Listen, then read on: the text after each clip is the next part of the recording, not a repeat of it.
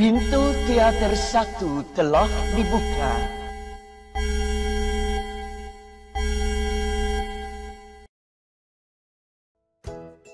Hi everyone, welcome to UBR Entertainment. Apa kabar kalian hari ini? Kami doakan semoga dalam keadaan baik. Kali ini kita akan merangkum seluruh jalan cerita lengkap film Intimate Strangers versi UBR Entertainment.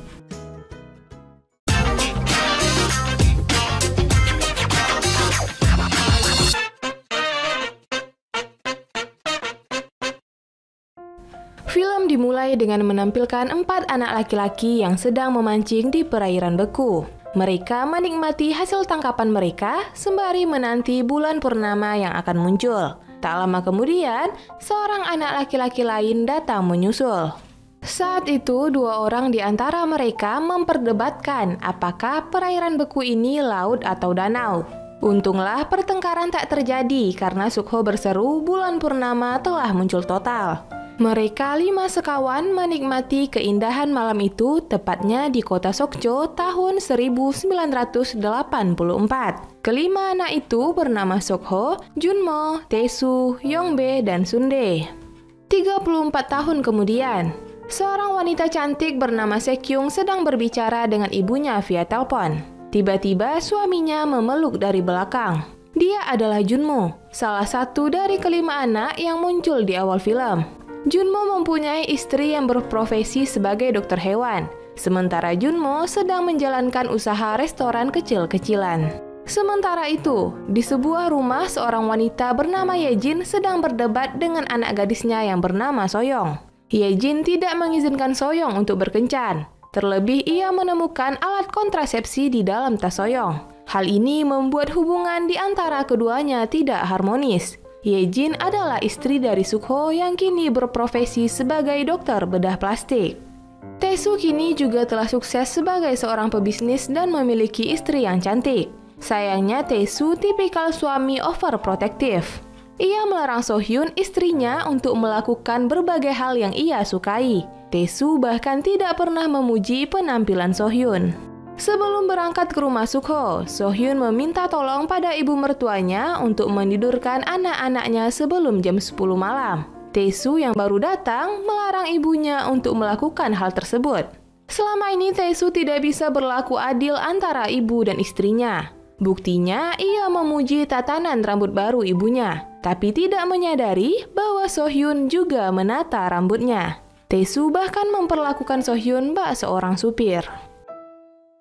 Taesu dan istri disambut hangat di rumah Sukho. Saking pengekangnya Taesu, ia mengkode Sohyun agar tidak tertawa karena gurauan Sukho. Tak lama berselang, Jungmo dan istri juga tiba di rumah Sukho. Mereka semua terlihat sangat akrab. Saat yang lain menuju ruang makan, Sohyun diajak Yejin berkeliling rumahnya, melihat barang-barang mewah di rumah Yejin. Sohyun sangat terpesona. Ia bahkan terus memuji Yejin, namun menghina barang pemberian Sekyung berupa keramik burung hantu buatan dari Cina. Di sini sudah kelihatan bahwa Sohyun berwatak penjilat. Semua orang kini bercengkrama di dapur sembari menyiapkan makanan. Mereka bercerita tentang Yongbae yang akan datang bersama pasangan barunya setelah bercerai dengan mantan istrinya. Namun saat Yongbae tiba, ia hanya seorang diri. Ia beralasan jika Minso kekasihnya sedang demam.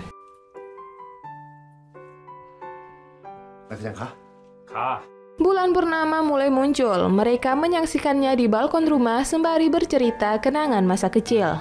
Sohyun teringat kenapa Yongbae tidak mengenalkan Minso pada mereka. Yongbae beralasan bahwa dia belum terlalu yakin dengan hubungan mereka. Mereka kembali ke dalam rumah untuk menyicipi makanan. Sukho bertanya alasan sahabat mereka Sundae tidak dapat hadir. Taesu menjawab bahwa dia harus membayar tunjangan yang besar akibat perceraiannya dengan istrinya. Yejin kemudian mengibaratkan pria seperti ponsel Android yang murahan, mudah digunakan, dan gampang terkena virus. Sedangkan wanita adalah iPhone yang cantik, sabar, dan pintar. Pembicaraan tentang perceraian Sundae terus berlanjut sampai meja makan.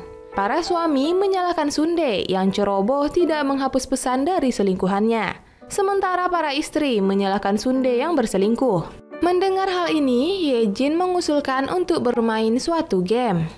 Mereka akan memberitahu setiap panggilan ataupun pesan yang masuk ke ponsel masing-masing. Para istri langsung setuju, namun para suami terlihat sedikit ragu, walau pada akhirnya mereka tetap mengikuti game ini. Tak lama kemudian, Soyoung pulang dan mengajak Sukho untuk bicara empat mata. 사랑 속에 얼굴 담그고 누가 더 오래 버티나 시합. Di ruang makan, HP Junmo mendapat pesan mesra dari nomor tak dikenal. Wajahnya langsung panik, belum lagi ekspresi Sukyung yang langsung berubah. Ternyata Sukho sengaja mengerjai Jungmo dengan ponsel Soyoung. Kini giliran ponsel Yongbae yang berdering. Ia harus mengaktifkan loudspeaker sesuai aturan permainan. Ayah Yongbae adalah kepala sekolah. Dia menyukai semua teman Yongbae kecuali Junmo. Setelah sambungan terputus, Yongbae berkata bahwa dia tidak ingin mengajar ke Pulau Jeju. Ia berhenti dari sekolahnya terdahulu karena tidak suka dengan anak-anak yang tidak punya sopan santun. 그러지 말고 다 때려치우고 나하고 캄보디아 가서 사업하자. 내가 지금 제주도가 멀다고 하는데 캄보디아 가라는 거 보면은 대가리가 없는 거야. 일로 와. Menu pertama telah habis. Saat sedang menyiapkan menu selanjutnya bersama Taesu, Sukho bercerita jika ia telah tertipu investasi bodong senilai 2 juta won. Ia memohon agar Taesu merahasiakan hal ini dari istrinya. Mereka kembali ke ruang makan. Saat itu, ayah Yejin menelpon. Sesuai aturan, mereka harus mengaktifkan loudspeaker ponsel. Ayah Yejin berkata bahwa operasinya akan ditangani oleh dokter terbaik. Setelah sambungan terputus, Yejin memberitahu bahwa dia akan melakukan operasi implan dada. Sekyung melarang, karena dulu Yejin pernah memberi kuliah umum tentang betapa buruknya operasi plastik bagi mental seseorang. Tapi Yejin berkilah bahwa itu hanyalah kuliah. Taesu penasaran kenapa tidak Sukho yang melakukan operasi pada Yejin. Jawabannya agak menohok. Selama ini, ayah mertua Sukho selalu merendahkan kemampuannya sebagai dokter. 왜 이래 당신답지 않게. 나다운 게 뭔데? Saat Sohyun sibuk di dapur, Taesu mengajak Yongbae ke balkon. Di sana, ia memohon bantuan Yongbae agar mau bertukar HP dengannya. Sebab setiap pukul 10 malam, seorang wanita akan mengiriminya foto menggunakan piyama. Parahnya nih, wanita ini sudah berusia 57 tahun. Yongbae jelas tidak setuju karena ia juga punya pacar. Namun akhirnya ia tak tega hingga setuju bertukar HP secara diam-diam. Tak akan ada yang menyadari sebab HP mereka berdua sama. Kini giliran Sohyun yang mendapat panggilan. Temannya Kim So-wol mengajaknya berjalan-jalan di taman. Tapi Sohyun berkata bahwa dia sedang menghadiri pesta pindah rumah temannya. So-wol yang tidak tahu jika ponsel di loudspeaker langsung berkata apakah itu rumah Yejin, wanita tukang pamer yang selalu Sohyun hina karena hamil duluan dan memulai segalanya dari kos murahan. Sohyun langsung panik melihat Yejin hanya diam mendengar. Agar situasi tak semakin buruk, Junmo sengaja menumpahkan air ke ponsel Sohyun agar sambungan segera terputus.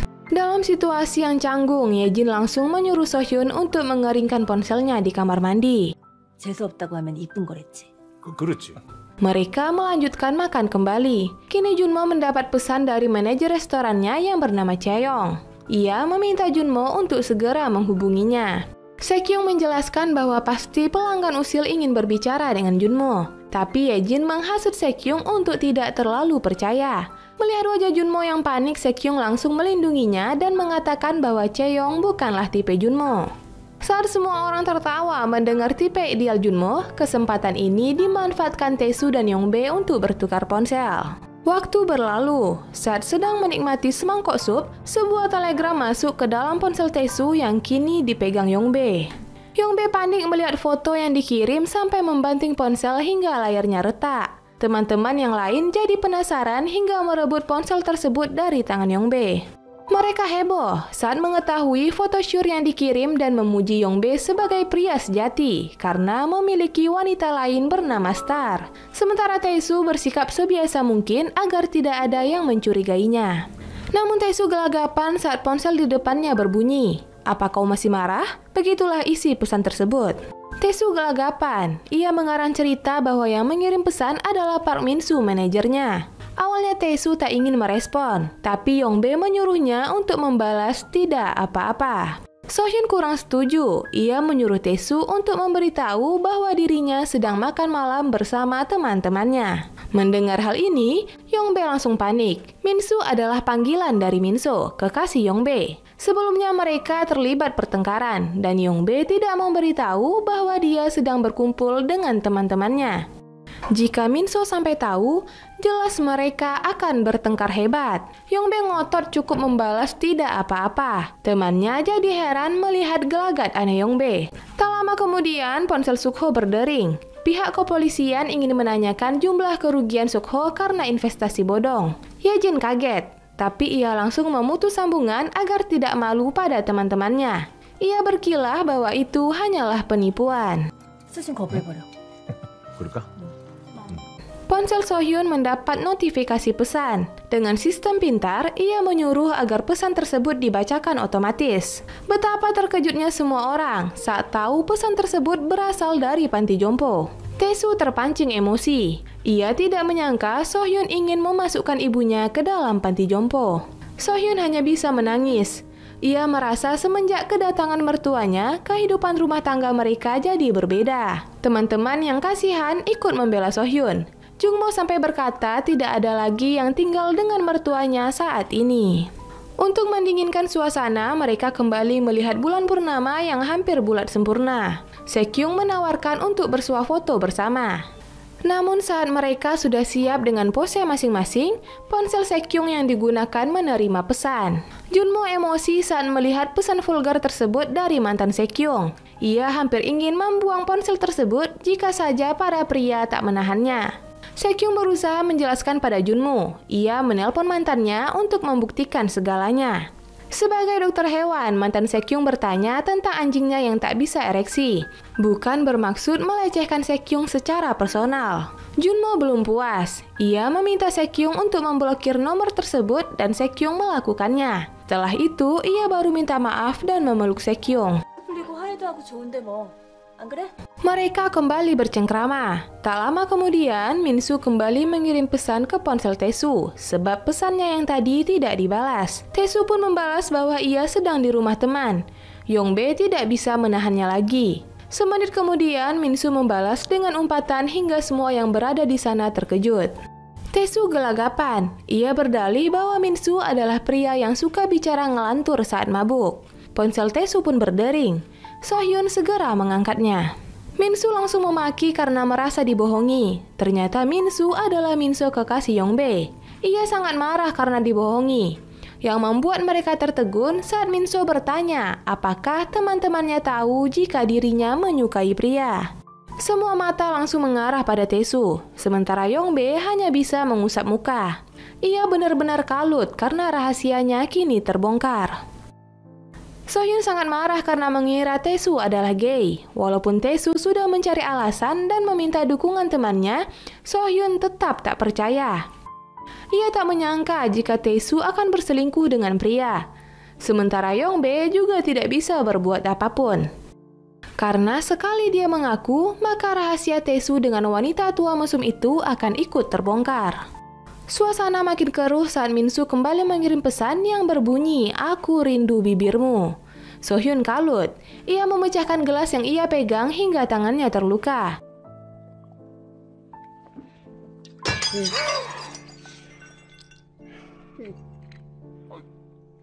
Ye-jin dan Sekyung segera membawanya pergi.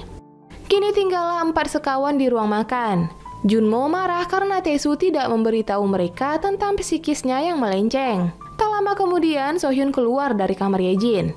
Ia menangis karena Tae-soo lebih memilih pria daripada wanita. So-hyun akan maklum jika Tae-soo dikirimi foto syur wanita seperti Yong-bae tadi. Tapi menjadi seorang gay, So-hyun akan bingung apa yang harus ia katakan pada anak-anak jika mereka nanti bercerai. Ia kemudian pergi ke balkon sambil menghisap sebatang rokok. Baru saja satu insiden terjadi, sekarang muncul lagi masalah baru dari ponsel Jungmo. Temannya menelpon dan bertanya apakah Jungmo menyukai cincin pernikahan dan anting yang ia buat. Jungmo nampak panik dan langsung memutus sambungan. Sekyung bertanya tentang siapa yang menerima anting tersebut karena telinganya tak memiliki tindik anting. Jungmo mencoba berkilah, tapi Chaeyoung, manajer Jungmo, kembali menelpon. Sekyung segera menerima panggilan tersebut.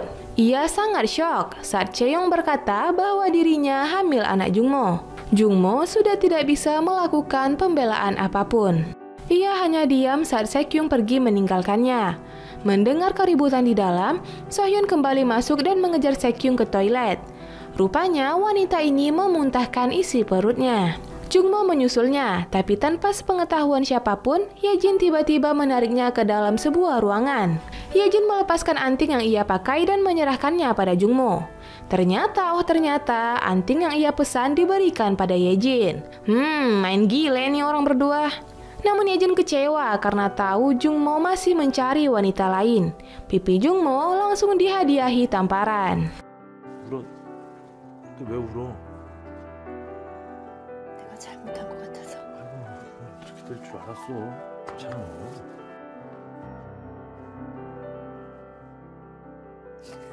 Saat sedang menenangkan Sukyung, Sohyun dipanggil Taesu untuk pulang bersama. Sohyun enggan kembali, tapi Taesu tak ingin banyak bicara dan menyerahkan ponsel Sohyun. Sohyun kaget saat tahu follower blognya mengirim SMS dan menanyakan warna pakaian dalam apa yang dipakai Sohyun sekarang. Taesu coba menahan amarahnya. Ia menyuruh Sohyun untuk menelpon followernya, tapi Sohyun menolak karena followernya ini telah menikah. Lantas Taesu merampas ponsel Sohyun dan menelpon pria tersebut. Saat sambungan terhubung, Taesu hanya diam hingga Yejin yang berbicara. Follower tersebut bertanya pakaian dalam apa yang Sohyun pakai karena sebelumnya ia bercerita bahwa suaminya adalah orang yang konservatif dan mengekang dalam segala hal. Setelah telepon selesai, Taesu sangat marah pada Sohyun karena menceritakan hal tersebut pada orang asing. Ia kemudian mengangkat paksa rok Sohyun untuk mengetahui warnanya. Sohyun tentu merasa dipermalukan. Sohyun hendak pergi, tapi ia berbalik dan menunjukkan pakaian dalam apa yang ia pakai. Taesu panik dan mencoba menutupi tubuh istrinya agar tak dilihat orang lain. Tapi Sohyun sudah sangat emosi. Selama ini ia merasa diperlakukan seperti pembantu. Taesu bahkan menjadikannya supir karena dulu Sohyun pernah menabrak orang saat mabuk. Taesu kemudian mengaku bahwa dirinya lah yang bersalah agar Sohyun tak masuk penjara hingga bisa mengurus rumah. Semenjak kejadian itu, Taesu tidak pernah menyentuhnya. 사랑 속에 얼굴 담그고 누가 더 오래 버티나 시합한 거야. 그나마 우리를 붙잡아두고 있는 건 당신에 대한 내 죄책감이야. 이렇게 숨도 못 쉬게 할 거면서. Selepas kepergian Sohyun, kini tinggallah 4 sekawan termasuk Yejin di ruang makan. Yongbae akhirnya mengaku bahwa dirinya lah yang gay. Ia takut untuk mengaku karena dunia tidak bisa menerimanya. Sebenarnya, ia tidak berhenti dari sekolah, melainkan diberhentikan karena penyimpangan seksualnya. Bagaimanapun kondisi Yongbae, Sukho dan yang lainnya tetap menganggap dirinya sahabat. 사람의 본성은 월식 같아서 잠깐은 가려져도 금방 드러나게 돼 있어. Yongbae hendak pamit, tapi ia mendengar Junmo yang lainnya menggedor pintu kamar untuk memastikan keadaan Sekyung baik-baik saja. Yongbae dengan kekuatannya segera mendobrak pintu dan melihat Sekyung sedang berdandan. Sekyung bangkit dari kursi riasnya dan menyerahkan ponsel Junmo pada pemiliknya. Sekyung menelpon mertuanya dan memberitahu bahwa sebentar lagi Junmo akan menjadi ayah. Setelah itu, Sekyung melepaskan cincin pernikahannya dan pergi meninggalkan rumah tersebut seorang diri. Sukho meminta Junmo untuk segera mengejarnya. Sementara Yejin diam 1000 bahasa. Kini semua temannya telah pergi. Sukho memakan tiramisu pemberian Sohyun di dapur. Yejin datang dan memeluknya dari belakang. Sekuat mungkin, Sukho berusaha menahan kesedihannya dan kembali menyuap tiramisu. Sepertinya, ia tahu tentang perselingkuhan istri dan sahabatnya, namun memilih bungkam agar tak kehilangan keduanya. Di akhir cerita, cincin yang dilepaskan Sekyung terus berputar. Malam telah semakin larut. Waktu seolah diputar kembali jika seandainya game tersebut tidak dilakukan. Sekyung dan Jungmo akan tetap jadi pasangan bucin. Taesu dan Sohyun tetap jadi pasangan konservatif. Yongbae tetap dengan pasangan gaynya. Sementara Sukho dan Yejin akan tetap jadi pasangan penuh rahasia. Yap, dengan begitu cerita pun tamat.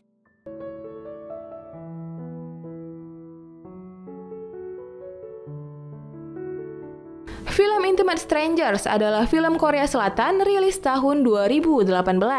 Film karangan penulis Bae Seong ini pasti akan membuat kamu berdecak kagum saat menontonnya. Bagaimana tidak, film dengan durasi hampir 2 jam hanya menggunakan satu latar dalam satu waktu. Namun, jalan ceritanya yang apik membuat kita penasaran untuk terus menontonnya. Film Intimate Strangers mengajarkan kita untuk tidak terlalu percaya pada orang lain, bahkan pada orang terdekat sekalipun. Setiap ponsel di dunia ini setidaknya menyimpan satu rahasia pemiliknya. Bisa jadi rahasia tentang masa lalu, keluarga, cinta, ataupun perselingkuhan. Sebest friend apapun kalian, setidaknya pasti pernah melakukan satu kesalahan ataupun pengkhianatan yang pasti akan menyakiti perasaan sahabat. Contohnya saja, Junmo yang diam-diam main gila dengan istri Sukho sahabatnya. Jadi waspada ya, hahaha. Dan masuk pada sesi penilaian. Film Intimate Strangers UBR Entertainment beri rating 7,3. Like dan share ke teman-teman tersayangmu agar mereka ikutan tahu update film-film menarik ini. Dan jangan lupa subscribe channel UBR Entertainment. Kamsahamnida.